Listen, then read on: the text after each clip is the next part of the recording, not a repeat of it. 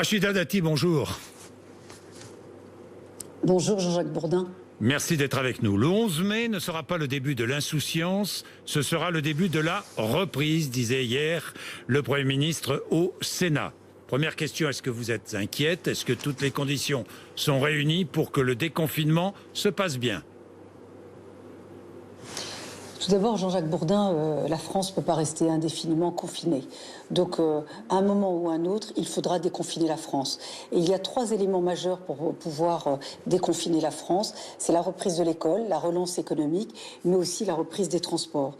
Et aujourd'hui, c'est vrai que dans ces 3 domaines et dans les plans qui nous ont été présentés, les grandes lignes, les grands principes y sont, mais ensuite, les détails ne sont pas forcément les plus clairs, puisqu'il y a eu beaucoup de flou, pour ne pas dire des contradictions, entre le plan présenté par Édouard Philippe à l'Assemblée nationale, celui présenté au Sénat encore hier, sans parler des positions et des prises de parole de certains ministres qui parfois contredisaient ce qu'avait dit le président de la République ou le Premier ministre. Bien, plan de déconfinement, plan d'urgence sanitaire, plan de déconfinement hier au Sénat. Est-ce que, si vous aviez été sénatrice, est-ce que vous auriez voté ce plan ou pas, Rachida Dati? Il a été repoussé au Sénat. Oui, j'aurais fait comme les sénateurs qui étaient présents hier. Pour la grande majorité, je me serais abstenue parce que je pense que ce plan de déconfinement, il y a aussi un sujet de confiance. Parce que dans ce sujet de confiance... S'abstenir, ça donne confiance, Rachida Dati? Non, justement, c'est que... le signal qui est donné, c'est de dire qu'il faut que la France se déconfine. On ne peut pas laisser comme ça la France sous cloche et à l'arrêt indéfiniment. On ne peut pas laisser notre jeunesse à la dérive sans aller à l'école indéfiniment. Donc il est important de reprendre. Mais il faut aussi des précisions, de la clarté et de la constance, ce qui n'a pas été à ce jour donné par le gouvernement. S'agissant des masques, est-ce qu'on aura des masques pour tout le monde? Dans quels endroits le masque sera obligatoire? Est-ce qu'il sera gratuit? Est-ce qu'il sera payant pour d'autres? Pour les tests, ils se sont engagés, Bien. Le gouvernement s'est engagé à 700 000 tests par semaine. Des laboratoires commencent à dire qu'il manque des écouvillons ou des réactifs. Donc tout ça n'est pas encore totalement stable et totalement constant. Donc il faut de la visibilité, il faut de la constance pour donner de la confiance. Parce qu'aujourd'hui, les Français sont dans la défiance parce qu'ils sont très inquiets. Bien, alors Rachida Dati, nous allons entrer dans les détails. Commençons, puisque vous en parliez, commençons avec les écoles. 5 mois de décrochage scolaire, c'est une bombe à retardement, disait hier le Premier ministre. Est-ce que pour vous, le retour des enfants à l'école est une priorité ? De toute façon, si vous voulez relancer l'activité économique, il faudra que les enfants repartent à l'école. Il faut être clair, il faut assumer de le dire. Ça, c'est pas de rentrée, Rachida Dati, je vous arrête. Pas de rentrée scolaire repoussée au mois de septembre, comme certains le demandent.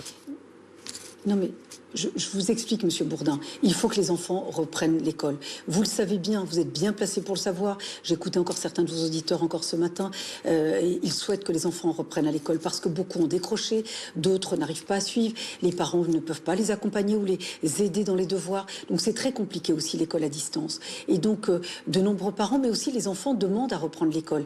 Et donc ça peut se faire de manière progressive. C'était le premier principe énoncé par le gouvernement. On avait dit que l'école reprendrait progressivement. Ce principe progressif s'est transformé en volontariat. Moi, je considère que le volontariat, c'est tout le contraire de l'obligation scolaire, qui est un principe fondateur de notre République. Et le volontariat s'est transformé pour Paris, parce qu'il y a une particularité pour Paris. Madame Hidalgo nous annonce que c'est uniquement pour les enfants des publics dits prioritaires. Le gouvernement a annoncé 15 enfants par classe. Madame Hidalgo dit non, il ne faut pas mettre 15 enfants par classe, il faut en mettre 10, parfois 8, sinon moins. Et puis, avec les enfants des publics dits prioritaires. Moi, je n'en ai pas la définition. On n'en a pas les critères précis. Donc, ce principe-là va se transformer, encore une fois, en de l'arbitraire. Parce que ça va reposer, encore une fois, sur les élus. Parce qu'il faudra prendre des enfants. Et si vous avez plus de demandes que de places, qu'est-ce qu'on répond aux parents ? Qui est plus prioritaire que l'autre? Quand vous n'avez pas de définition claire et des critères objectifs, ça va évidemment susciter encore des difficultés. Oui, Rachida Dati, ce matin dans une interview, Anne Hidalgo parle de 15 élèves par classe maximum. Anne Hidalgo qui a signé avec plus de 300 maires d'Île-de-France le report de la réouverture des écoles. Est-ce que vous auriez signé? Moi, je vais vous dire, Monsieur Bourdin, Je trouve très indécent que Madame Hidalgo pose sa signature aux côtés de nombreux maires qui vivent des vraies difficultés, des communes rurales, des communes qui effectivement n'ont pas les moyens financiers pour pouvoir effectivement envisager cette reprise scolaire dans les délais qu'on leur a imposés. Mais Paris est une ville très riche. Paris, c'est quand même le centre de la France. Toutes les grandes villes de France ont pris des mesures et ont anticipé. Vous savez, gouverner, c'est prévoir. Madame Hidalgo, si j'avais été maire de Paris, d'abord, j'aurais fait adopter un budget de crise pour dégager des marges de manœuvre, pour pouvoir protéger les Parisiens, mais aussi relancer l'activité économique. J'aurais effectivement pu différer, j'aurais annoncé des dépenses à différer. J'aurais réuni les maires d'arrondissement. Pourquoi? Parce que l'école, on sait très bien que dès le premier jour du confinement, l'école allait reprendre. J'aurais réuni les maires d'arrondissement et j'aurais dit comment on réorganise les écoles, comment on les aménage, comment on fait des travaux, comment on désinfecte, comment on nettoie, comment on réquisitionne des équipements municipaux, peut-être pour y mettre des salles de classe s'il n'y a pas assez de place dans certaines écoles. Tout cela n'a pas été fait. Et puis, on aurait aussi pu profiter de ce confinement pour nettoyer Paris, pour remettre de l'hygiène dans Paris. Vous le savez bien, l'hygiène, c'est aussi des vecteurs d'épidémies et de maladies. Ça n'a pas été le cas. Regardez, désinfecter le mobilier urbain. Vous croyez que ce n'était pas nécessaire? Rachida Dati, vous auriez signé ce texte ou pas? Si je suis maire de Paris, je ne signe pas parce que Paris, on avait les moyens d'anticiper et de préparer à Paris à l'après-Covid ou même à vivre avec cette épidémie tant qu'on n'a pas trouvé de traitement ou de vaccin. Rien n'a été fait. Vous ne croyez pas qu'on pouvait faire adopter tout de suite un budget de crise ? Les Parisiens ont le droit de savoir sur quel financement on va protéger les Parisiens, sur quel financement on va soutenir l'activité économique, les cafés, les restaurants, les salles de spectacle, tous ces acteurs clés de l'économie parisienne. Il n'y a pas eu un mot, pas une aide, pas une annonce en faveur de ce secteur qui sont les fers de lance de l'activité économique parisienne. Rien n'a été fait, rien n'a été anticipé. Nous sommes des maires d'arrondissement, nous travaillons pour les Parisiens, les distributions de masques. Ça n'a pas été avec le soutien de la mairie de Paris. La distribution de gel, pareil. La solidarité vis-à-vis des plus fragiles et des plus démunis. Chaque maire d'arrondissement a organisé la vie et la solidarité et la protection des Parisiens dans chaque arrondissement. Sans l'aide et sans le soutien de la maire de Paris, nous n'avons pas été entendus, nous n'avons pas été écoutés et les initiatives que nous avons prises n'ont pas été reprises. Je vous donne un dernier exemple, Monsieur Bourdin. Nous, dès le premier jour du confinement, moi j'ai installé un centre de dépistage dans le 7e arrondissement sans le soutien de la maire de Paris. Et j'ai pu dépister l'ensemble des personnes âgées dans les structures qui hébergent les personnes âgées, que ce soit des congrégations religieuses, des EHPAD, des maisons effectivement médicalisées ou pas. J'ai pu faire procéder au dépistage de ces personnes âgées et mettre effectivement dégager par exemple des chambres où on pouvait isoler des personnes si elles étaient testées positives. À ce jour, dans le 7e, les personnes âgées que nous avons dépistées n'ont pas été positives parce qu'on a anticipé, on a organisé. Voilà notre rôle d'élu local. Bien, et si Rachida vous Dati. imaginez à l'échelle d'un arrondissement ce qu'on peut faire à l'échelle de Paris. Bon, alors Rachida Dati, je vais revenir sur Paris, mais il n'y a pas que Paris dans ce pays, parce que oui. D'ailleurs, beaucoup de Français reprochent une centralisation excessive, nationale excessive. C'est un autre débat qui sera ouvert. Non, c'est pas un autre débat. D'ailleurs, cette centralisation que Mme Hidalgo reproche au gouvernement, elle l'applique elle-même puisque tout est centralisé à la mairie centrale. Comme maire d'arrondissement, vous savez, nous, on dépasse nos responsabilités, nos prérogatives, puisque nous n'avons pas de compétences comme maire d'arrondissement. Et donc, la décentralisation, elle vaut aussi pour Paris et pour les maires d'arrondissement. Bien, je voudrais vous poser 2-3 questions sur le déconfinement. D'abord, les masques. Est-ce que, pour vous, les masques doivent être obligatoires partout, et notamment dans l'espace public ? Moi, je pense que dès qu'on peut porter un masque, il faut porter un masque. Tant qu'on n'a pas de traitement, tant qu'on n'a pas effectivement de vaccin, ces gestes barrières, le masque fait partie des gestes barrières. Si nous avions la possibilité, moi, je pense que idéalement, ça serait bien que tout le monde porte un masque. Et en tous les cas, le rendre obligatoire dans des endroits où la densité est extrêmement forte. Mais aujourd'hui, on fait face à une pénurie de masques. Mais vous ne répondez pas, Rachida Dati. Je vous demande, est-ce que vous êtes favorable à rendre le port du masque obligatoire dans l'espace public ? Oui ou non? Mais Monsieur Bourdin, si je dis on va rendre le masque obligatoire dans tout l'espace public, ça suppose qu'on peut fournir des masques à tout le monde. Donc aujourd'hui, c'est impossible de rendre obligatoire le masque dans tout l'espace public. Mais nous pouvons le rendre obligatoire dans certains endroits, en l'occurrence les transports collectifs.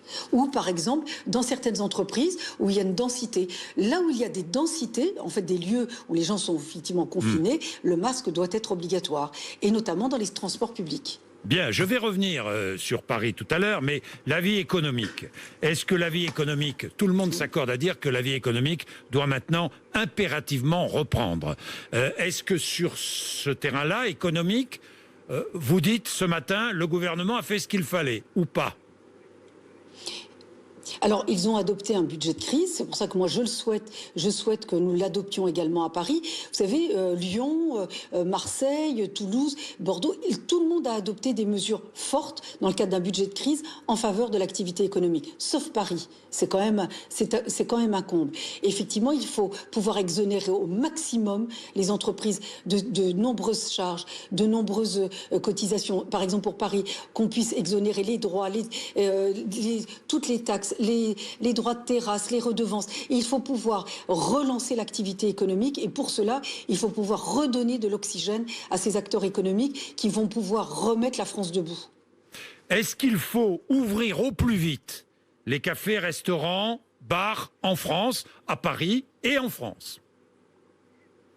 L'ouverture fait partie, l'ouverture des commerces, et notamment des cafés, des bars, des restaurants, c'est aussi notre art de vivre. C'est un enjeu de civilisation. Et moi, je pense que en déconfinant, il faut effectivement pouvoir réouvrir ces commerces. Et moi, j'ai rencontré Rachida Dati.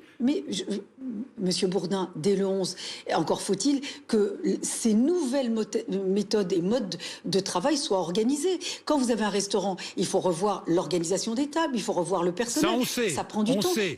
Mais est-ce que vous demandez est-ce que vous demandez à ce qu'on accélère?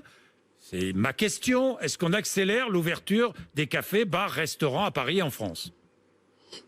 Ça dépend des acteurs économiques et des propositions qu'ils feront dans le cadre de cette nouvelle organisation du travail. Ils y travaillent, je les ai rencontrés. Et ils veulent réduire le nombre de tables, revoir les terrasses. Tout ça, effectivement, ça s'organise. Dès lors où ensuite tout le monde est d'accord sur le respect des règles sanitaires dans le cadre de cette nouvelle organisation, il faut rouvrir. Il n'y a pas d'obstacle à ce que ça puisse être le cas. Donc vous êtes pour une ouverture. La responsabilité est plus rapide que... Pour l'instant, il n'y a pas de date, hein, Rachida Dati. On parle du 15 juin, mais décision sera prise le 2 juin. Nous verrons bien, hein, Rachida Dati. Bien sûr, c'est en fonction de...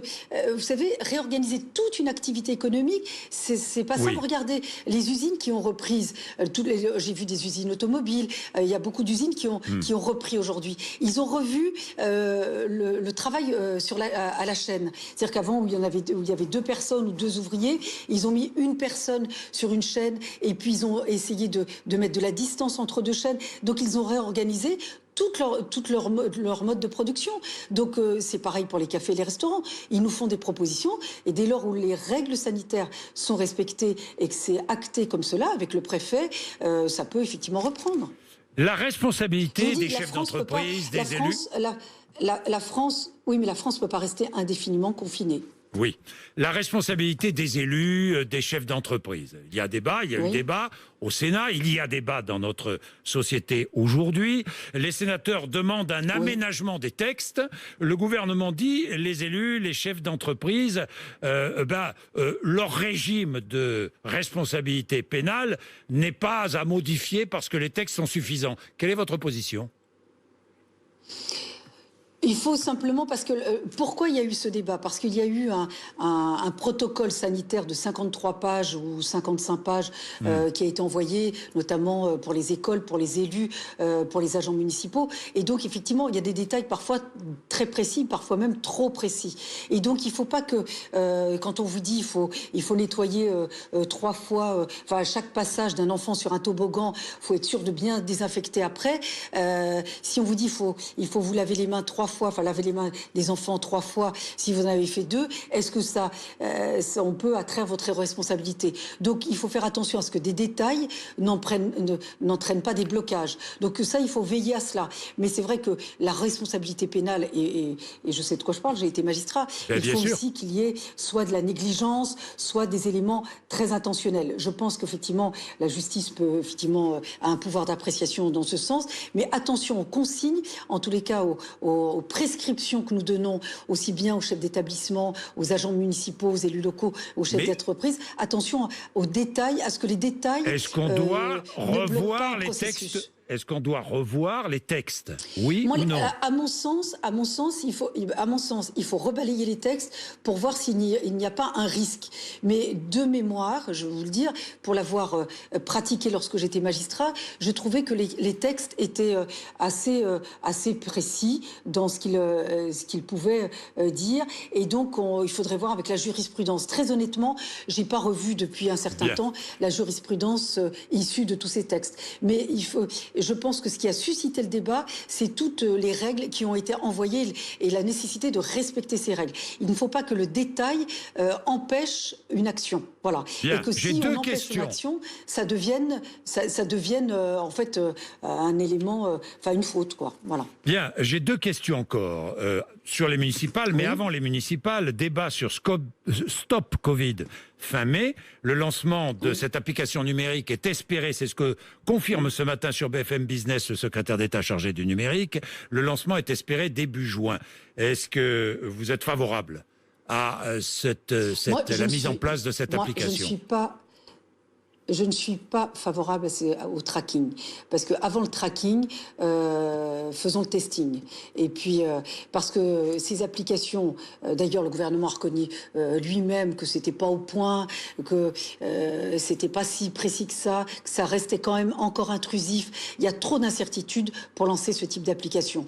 Attention à ce que cette crise sanitaire n'entrave pas encore un peu plus nos libertés individuelles. Vous savez, on s'adapte aux nouvelles menaces, à de nouveaux risques. Regardez, on s'est adapté à la menace terroriste. Il faut effectivement adapter notre état de droit à toutes ces nouvelles menaces, à tous ces nouveaux risques, mais il ne faut pas les entraver. De la même manière, moi je suis totalement défavorable, parce que c'est très dangereux, au certificat d'immunité. Madame Hidalgo voulait un passeport d'immunité. Mais demain, monsieur Bourdin... Comme Christian Estrosi. Comme Christian Estrosi. Oui, mais moi je suis défavorable, je vais vous dire pourquoi. Et demain, il faudra dire quel type de maladie avons-nous, quelle est notre vie privée, quelle est notre vie intime. Et puis demain, si vous avez une maladie particulière, est-ce que, rappelez-vous, on s'est battu. Et moi je me souviens, contre les banquiers qui demandaient dans leur fiche de renseignement avant de vous octroyer un prêt, si vous aviez eu un cancer, si vous étiez guéri ou pas. Et ça pouvait être un motif de refus. Attention à ce type de dérive. Bien, Rachida Dati, j'ai 2 questions. Pour aller vite, Rachida Dati. Monsieur Bourdin, oui, allez-y. Pour aller vite, j'ai 2 questions. La première, je reprends une proposition d'Anne Hidalgo, vous allez me dire ce que vous en pensez. Elle veut doubler 3 lignes de métro, 1, 4, 13 à Paris par des pistes cyclables et interdire par exemple tous les véhicules rue de Rivoli à Paris, sauf les véhicules d'urgence et les artisans. Qu'en pensez-vous ? Alors tout d'abord, c'est toujours, avec Madame Hidalgo, c'est toujours la même méthode. Pas de consultation, pas de concertation, et on oppose les gens les uns aux autres. Ça a été tout le débat d'ailleurs, rappelez-vous, pendant la campagne.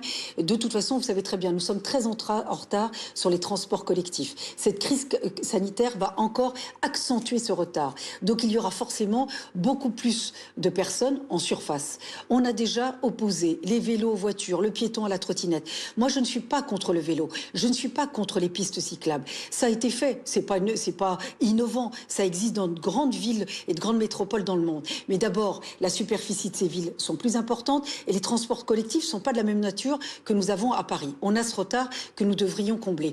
Mais Madame Hidalgo, comme pour d'ailleurs la propreté et l'hygiène, comme pour la sécurité, vous avez vu qu'elle a demandé à Monsieur Castaner enfin de créer une police municipale qu'elle nous a refusée pendant tant d'années. Elle vient de découvrir qu'il y a une augmentation, qu'il y a vraiment de la sécurité à Paris. Sur cette interdiction aux voitures dans beaucoup d'axes, parce que ça ne concernera pas que la rue de Rivoli. Oui, c'est vrai, c'est vrai. Les Parisiens. Et donc, Voilà. Et donc, vous ne croyez pas que pendant cette période de confinement, elle aurait pu faire une étude d'impact? Elle-même la demande au gouvernement quand ils veulent modifier certaines réglementations. Nous demandons une étude d'impact. Où vont être les reports de circulation? D'ailleurs, le maire du 4e arrondissement, Ariel Vell, qui est socialiste, qui est concerné par cette fermeture, a dit lui-même que ça risquait de poser une difficulté, notamment en termes de report de circulation. Il faut, vous savez, moi je suis pour le vélo, sans Rachida problème. Dati. Moi, je suis plutôt pour la régulation de l'espace public. Il ne faut pas que l'espace public devienne la jungle. Rachida Dati, je vous coupe parce que le temps presse. J'ai une dernière question. Sur les municipales, est-ce que vous préférez un second tour en juin ou est-ce que vous préféreriez qu'on reparte à zéro avec 2 tours en septembre-octobre? Moi, je veux que les élections aient lieu. La démocratie ne peut pas être indéfiniment confinée. Quand même, certains poussent le président de la République à mettre toutes ces élections... Rachida Dati, que les élections aient lieu, quand?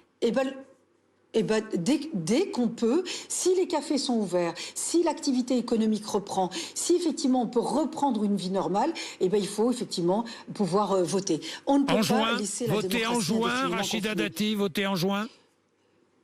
Il y a un rapport qui va être remis le 23 mai. Au gouvernement sur ce sujet, il y aura un débat ensuite. Il faudra, dès que le rapport, si les experts concluent que c'est possible, pourquoi pas en juin, et sinon en septembre. En reprenant les 2 tours en septembre? Je crois que si c'est en septembre, il n'y aura que le 2e tour. C'est ce que dit le texte qui a été adopté en mars dernier. Merci beaucoup Rachida Dati d'avoir été avec nous ce matin. En Merci direct beaucoup, sur M. Bourdin. RMC et Merci. BFM TV. Merci, 8h55.